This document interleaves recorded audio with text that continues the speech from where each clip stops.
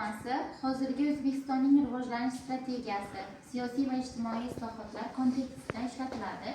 U asosan Shavkat Mirziyoyev davrida mamlakatda olib borilayotgan yangiliklar, islohotlar va modernizatsiya jarayonlarini ifodalash uchun ishlatiladi.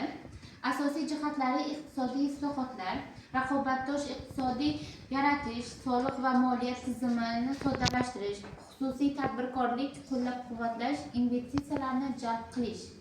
Siyosiy islohotlar fuqarolarning huquq va erkinliklarini kengaytirish, mahalliy hokimiyat organlarini samaraliroq ishlashini ta'minlash. Ijtimoiy soha ta'lim, sog'liqni saqlash, ijtimoiy himoya tizimlarini yaxshilash, yoshlar va ayollarning jamiyatdagi faol ishtiroklarini rag'batlantirish, axborot va kommunikatsiya, davlat xizmatlarini raqamlashtirish, shaffoflikni oshirish, internet va innovatsion texnologiyalardan keng foydalanishlar kiradi bunda. Xalqaro integratsiya, mintaqaviy va global iqtisodiy hamkorlikni kuchaytirish, savdo va investitsiya sohalarida ochiqlikni oshirish.